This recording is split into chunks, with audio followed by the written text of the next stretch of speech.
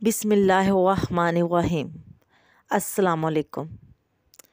حضرت عمر بن خطاب رضی اللہ تعالیٰ عنہ کے نام سے ہر مسلمان واقف ہے۔ حضرت عمر رضی اللہ تعالیٰ عنہ مسلمانوں کے دوسرے خلیفہ اور عشرہ مبشرہ میں شامل ہیں۔ آپ رضی اللہ تعالیٰ عنہ کو اسلام کی تاریخ میں بلند مقام اور اعلیٰ مرتبہ حاصل ہے۔ اسلام قبول کرنے سے پہلے بھی حضرت عمر رضی اللہ تعالیٰ عنہ کا شمار قبیلہ قریش کے معزز اور بہادر نوجوانوں میں کیا جاتا تھا۔ اسلام قبول کرنے کے بعد حضرت عمر رضی اللہ تعالیٰ عنہ نے اسے چھپایا نہیں بلکہ کھلے عام اپنے اسلام قبول کرنے کا اعلان کیا اور سب مسلمانوں کے ساتھ کعبہ میں جا کر نماز ادا کی۔ اس سے پہلے مسلمان کھلم کھلا کعبہ میں نماز ادا نہیں کر سکتے تھے۔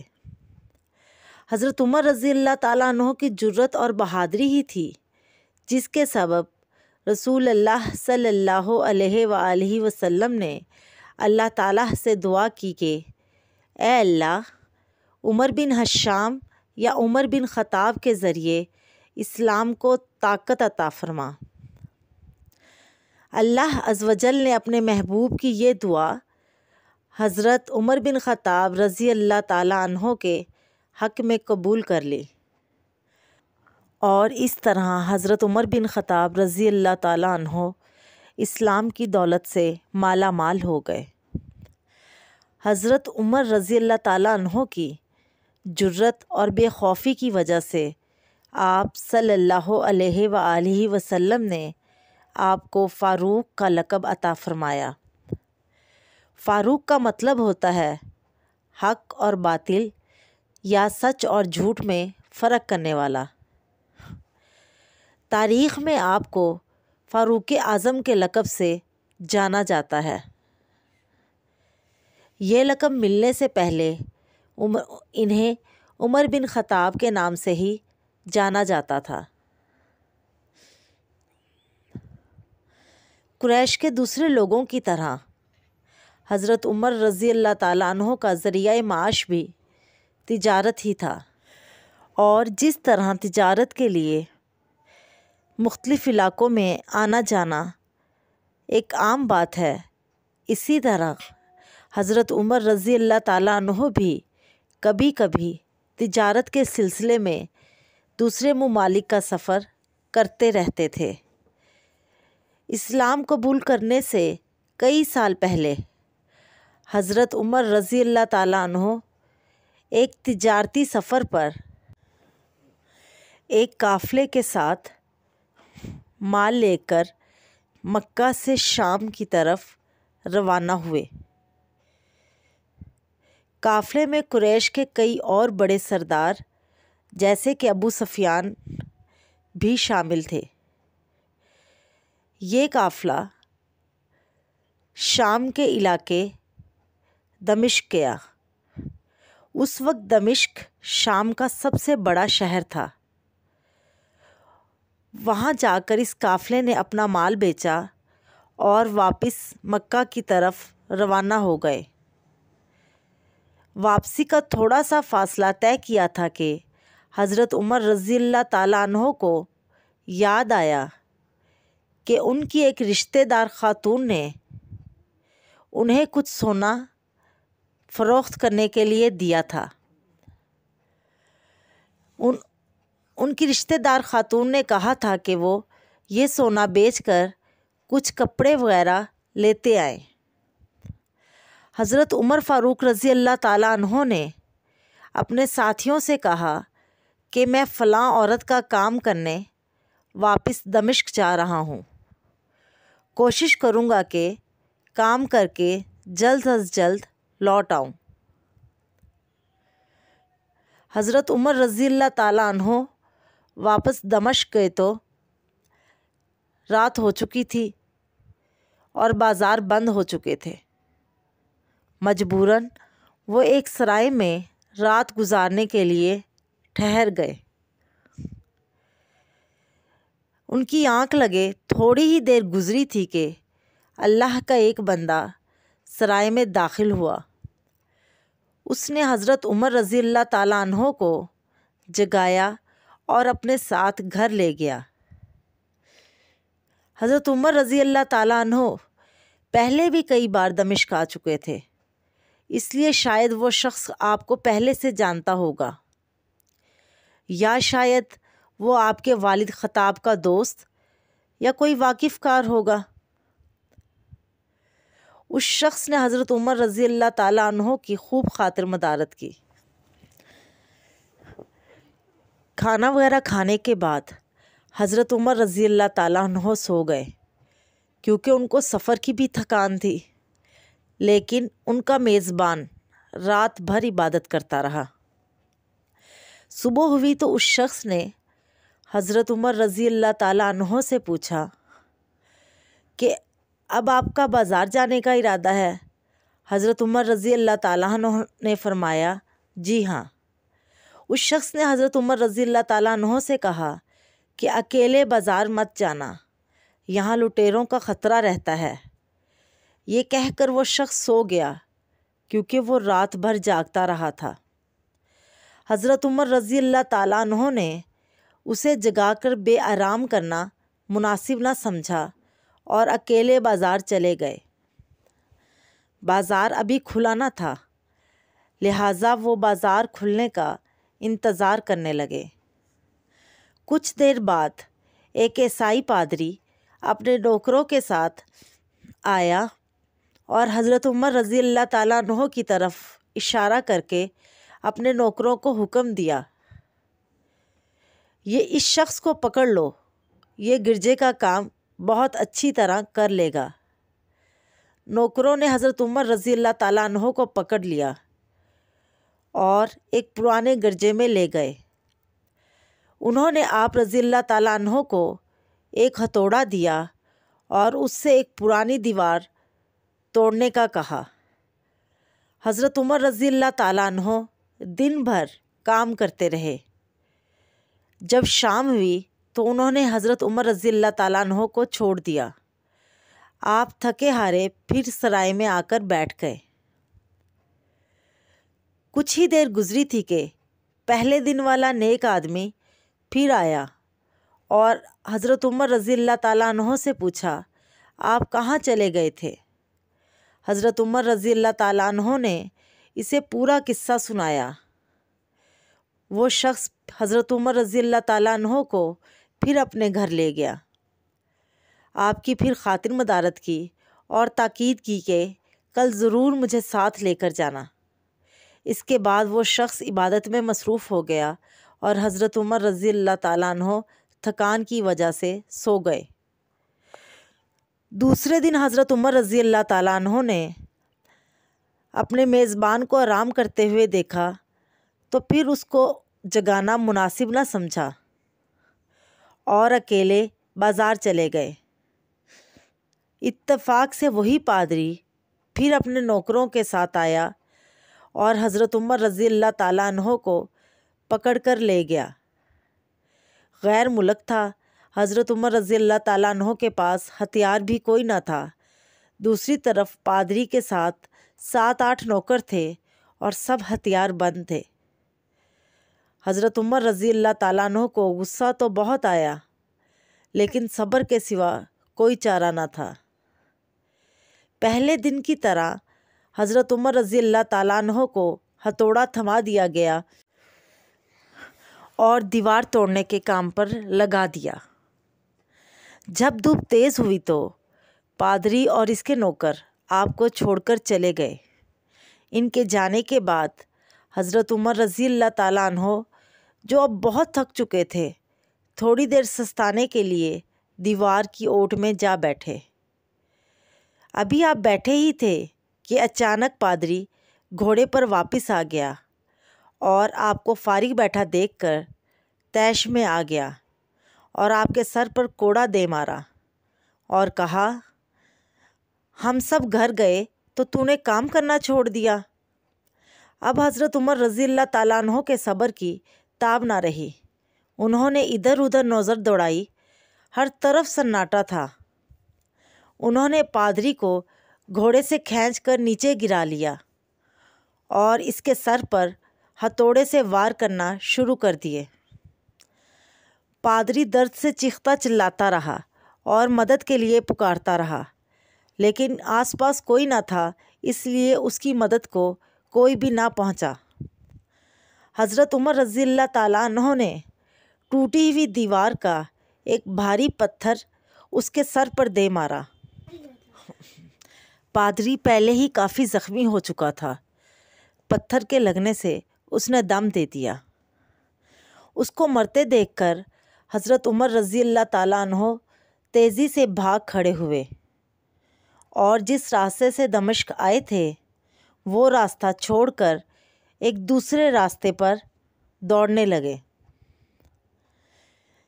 شہر سے کافی دور ان کو ایک رومی ملا۔ وہ رومی آپ کے ساتھ ساتھ چلنے لگا۔ وہ ساتھ ساتھ کچھ باتیں بھی کر رہا تھا، لیکن حضرت عمر رضی اللہ تعالیٰ عنہ کو اس کی زبان نہ آتی تھی، نہ ہی وہ رومی آپ رضی اللہ تعالیٰ عنہ کی زبان کو سمجھتا تھا۔ اس رومی نے یکایک اپنی تلوار پر ہاتھ ڈالا تو حضرت عمر رضی اللہ تعالیٰ عنہ سمجھ گئے کہ وہ ان پر وار کرنا چاہتا ہے۔ انہوں نے فوراً اسے خچر سے کھینچ لیا اور اس کی تلوار چھین کر ایک ہی وار سے اس کا کام تمام کر دیا۔ پھر اس کے خچر پر سوار ہو کر آگے چل پڑے۔ اس کے بعد کے حالات کے بارے میں حضرت عمر رضی اللہ تعالیٰ عنہ خود بیان کرتے ہیں کہ اس کے بعد کیا ہوا۔ آپ نے بتایا کہ اس جگہ سے روانہ ہو کر میں ایک گرجا گھر کے پاس پہنچا۔ اس گرجا گھر میں عیسائیوں کی ایک جماعت رہتی تھی۔ میں گرجے کے اندر داخل ہوا تو وہاں رہنے والے لوگ میرے ارد گرد جمع ہو گئے۔ وہ لوگ مجھ سے میرے حالات کے بارے میں مختلف طرح کے سوالات پوچھنے لگے۔ پھر وہ لوگ اپنے اسقف یعنی عیسائی عالم کے پاس گئے اور اسے میرے گرجے میں آنے کی اطلاع دی۔ اسقف میرے پاس آیا اور مجھے نہایت غور سے دیکھنے لگا۔ اس کے بعد اسقف نے کہا، ایسا معلوم ہوتا ہے کہ تمہیں کسی چیز کا خوف ہے۔ میں نے کہا، تم نے کیسے اندازہ لگایا کہ مجھے کسی چیز کا خوف ہے؟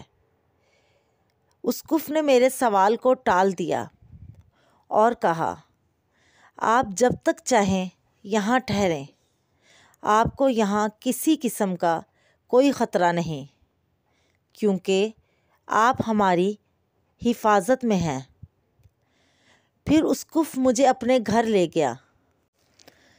اس نے مجھے ایک عزیز مہمان کی طرح رکھا اور میری نہایت خاطر مدارت کی۔ پھر مجھ سے پوچھا، آپ کون ہیں؟ میں نے اسے بتایا کہ میں مکہ کا رہنے والا ہوں، قبیلہ قریش سے میرا تعلق ہے، قافلے کے ساتھ دمشق آیا تھا۔ تجارت کا مال بیچنے کے بعد میں اپنے قافلے کے ساتھ واپس لوٹ رہا تھا کہ مجھے ایک ضروری کام یاد آیا اور مجھے اپنے قافلے سے جدا ہو کر واپس جانا پڑا۔ اب میں اپنے وطن واپس جا رہا تھا کہ راستہ بھٹک کر ادھر آ نکلا۔ اسقف مجھے غور سے دیکھتا رہا اور مجھ سے طرح طرح کے مختلف سوال پوچھتا رہا۔ میں نے اس کے یہاں نہایت آرام سے رات بسر کی۔ جب صبح ہوئی تو اسقف نے مجھ سے پوچھا، آپ کا ارادہ ابھی یہاں ٹھہرنے کا ہے یا آگے جانے کا؟ میں نے کہا، اب میں آپ سے رخصت ہونا چاہتا ہوں۔ یہ سن کر اسقف اپنا شاندار گدھا، جو بڑا خوبصورت اور نہایت تیز رفتار تھا، لے آیا۔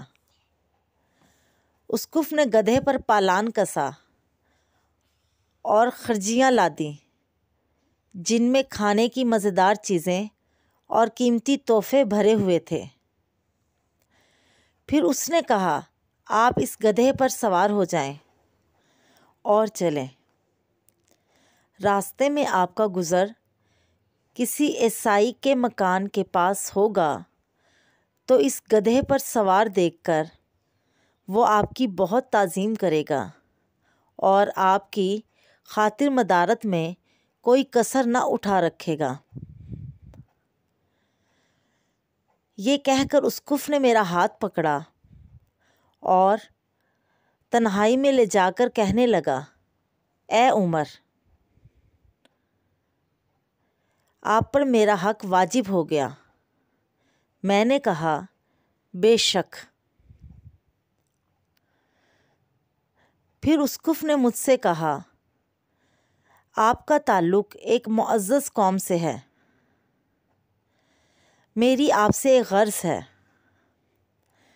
میں نے کہا، آپ بیان کریں کہ آپ کی کیا غرض ہے، لیکن حیرت کی بات یہ ہے کہ آپ جیسا بڑا آدمی مجھ جیسے پریشان حال مسافر سے کوئی غرض رکھتا ہو۔ اس نے بڑے یقین بھرے لہجے میں کہا، سنیں، میں ایک ایسا آدمی ہوں جسے اللہ نے آسمانی کتابوں کا علم عطا کیا ہے۔ میں نے آپ میں بہت سی ایسی نشانیاں دیکھی ہیں جو ظاہر کرتی ہیں کہ جب ایک مقررہ مدت پوری ہو جائے گی تو حالات نئی کروٹ لیں گے اور ان میں زبردست تبدیلی آئے گی۔ اس وقت آپ ہمارے ملک کے حاکم بن جائیں گے اور یہاں کے ہر شہر پر آپ ہی کا حکم چلے گا۔ یہ سب باتیں کرنے کے بعد اسقف نے اپنی جیب سے دوات، قلم اور کاغذ نکالا اور کہا، اے عمر، جب ان شہروں پر آپ کا حکم چلے گا تو میری غرض یہ ہے کہ آپ اس کاغذ پر لکھ دیں کہ اس گرجے اور اس کی جائیداد پہ جزیہ یا اس قسم کا کوئی بھی حکومتی محصول معاف ہوگا۔ حضرت عمر رضی اللہ تعالیٰ عنہ بیان کرتے ہیں کہ میں نے حیران ہو کر اسقف سے کہا، آپ مجھ سے مذاق تو نہیں کر رہے؟ اسقف نے جواب دیا، قسم ہے اس ذات کی جس نے عیسیٰ علیہ السلام کو انجیل عطا کی، میں جو کچھ کہہ رہا ہوں وہی بالکل سچ ہے۔ آپ مہربانی فرمائیں اور میری درخواست کو قبول فرما لیں۔ حضرت عمر رضی اللہ تعالیٰ عنہ فرماتے ہیں، میں نے اسقف کی باتوں کو اس کا وہم سمجھا، لیکن اس نے جو کچھ کہا اسی طرح لکھ کر کاغذ اس کو دے دیا اور گدھے پر سوار ہو کر وہاں سے چل پڑا۔ راستے میں مجھے جگہ جگہ عیسائیوں کی جماعتیں ملیں اور انہوں نے مجھے اسقف کے گدھے پر سوار دیکھ کر میری بے حد تعظیم کی اور میری بہت خاطر مدارات کی۔ میں اسی طرح جگہ جگہ عیسائیوں کا مہمان بنتے ہوئے تبوک پہنچ گیا۔ تبوک شام اور عرب کی سرحد پر واقع ایک قصبہ ہے۔ اللہ تعالیٰ کی شان دیکھیے، میں جس قافلے سے جدا ہوا تھا وہ اب بھی تبوک میں ایک کنویں کے پاس ڈیرے ڈالے ہوئے تھا۔ میرے قافلے کے ساتھی مجھے دیکھتے ہی دوڑ کر میرے پاس آئے۔ وہ سب مجھ سے مل کر بے حد خوش تھے۔ انہوں نے مجھے کہا، اے ابن خطاب، ہم تمہارا انتظار کرتے کرتے بالکل مایوس ہو گئے تھے، تو ہم نے اس مقام سے کوچ کیا جہاں سے تم واپس دمشق گئے تھے، مگر ہم تمہارے لیے سخت پریشان اور فکر مند تھے۔ یہ تو بتاؤ تم اتنے دن کہاں رہے؟ حضرت عمر رضی اللہ تعالیٰ عنہ بیان کرتے ہیں کہ پھر میں نے اپنے ساتھیوں کو وہ تمام حالات بیان کیے جو مجھے پیش آئے تھے، لیکن اسقف سے جو میری گفتگو ہوئی تھی وہ بالکل ظاہر نہ کی، کیونکہ میں اسقف کی باتوں کو اس کا وہم اور اس کے عقیدے کی کمزوری سمجھتا تھا۔ قریش کے ایک سردار ابو سفیان بھی اس قافلے میں شامل تھے۔ انہوں نے مجھے اس شاندار گدھے پر سوار دیکھ کر کہا، ارے تم لوگ اس نوجوان کی اقبال مندی تو دیکھو، اسے کسی ایسے میدان میں چھوڑ دیا جائے جہاں نہ سبزہ ہو اور نہ پانی، پھر بھی اسے رزق مل جائے گا۔ اسقف نے رخصت کرتے وقت مجھ سے کہا تھا کہ جب میں اپنے ساتھیوں کے پاس پہنچ جاؤں اور مجھے گدھے کی ضرورت نہ رہے تو اس کی رسی کو خرجیوں میں ڈال کر اور خرجیوں کو مضبوطی سے باندھ کر گدھے کو اسی جگہ چھوڑ دوں۔ لہٰذا میں نے ایسا ہی کیا۔ یہ دیکھ کر ابو سفیان نے کہا، ارے یہ تم نے کیا کر دیا؟ گدھے کو ایسی جگہ چھوڑ دیا جہاں سے چور اور درندے اکثر گزرتے رہتے ہیں۔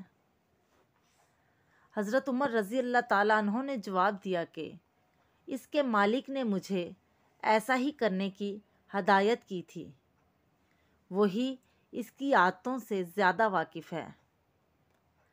وہاں سے ہمارا قافلہ مکہ پہنچا۔ میرے اور اسقف کے درمیان جو گفتگو ہوئی تھی وہ مجھے بھلائے نہ بھولی تھی۔ پہلے تو کئی دن میں اسے دل میں ہی لیے پھرتا رہا، لیکن پھر مجھ سے ضبط نہ ہوا تو میں نے یہ راز اپنی رشتہ دار خاتون کے سامنے کھول دیا۔ یہ وہی رشتہ دار خاتون تھی جس نے مجھے سونا دیا تھا۔ وہ رشتہ دار خاتون بڑی عقل مند خاتون تھی۔ اس نے مجھ سے کہا، اے ابن خطاب، میں تمہارے بچپن ہی سے تم میں بہت اچھی نشانیاں دیکھ رہی ہوں۔ تم جب بہت چھوٹے تھے تو میں نے ایک دفعہ خواب میں دیکھا کہ تم لمبے ہوتے جا رہے ہو، اور لمبے ہوتے ہوتے تمہارا قد اتنا لمبا ہو گیا کہ اس نے آسمان کو چھو لیا۔ یہ دیکھ کر میں نے خواب میں کہا، ارے یہ میرے بچے کی کیا حالت ہو گئی ہے؟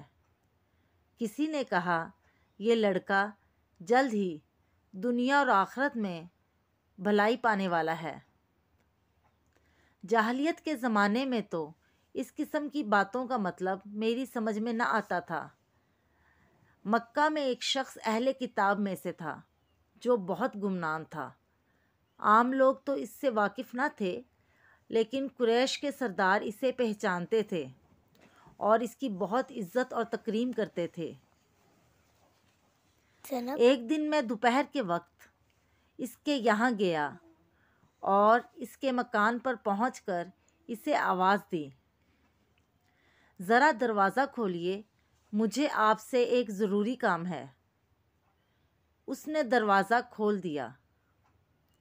میں نے اس سے کہا، میں آپ سے چند باتیں کرنا چاہتا ہوں اور چاہتا ہوں کہ آپ ان کو اپنے دل میں راز بنا کر رکھیں اور کسی کے سامنے بھی ان کو ظاہر نہ کریں۔ اس نے ایسا کرنے کا وعدہ کیا تو میں نے اپنے سفر کے تمام واقعات اس کے سامنے بیان کر دیے اور اپنی رشتہ دار خاتون کے خواب کا بھی ذکر کر دیا۔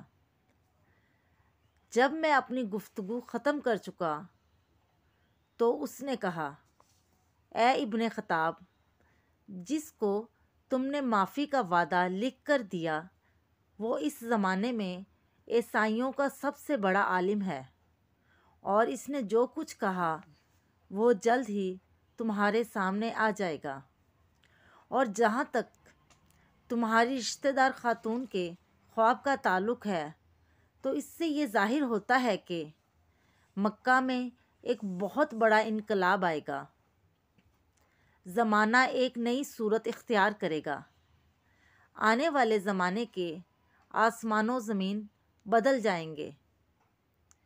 میں وہاں سے گھر چلا آیا اور اس کی ساری باتیں اپنے دل میں لیے رہا۔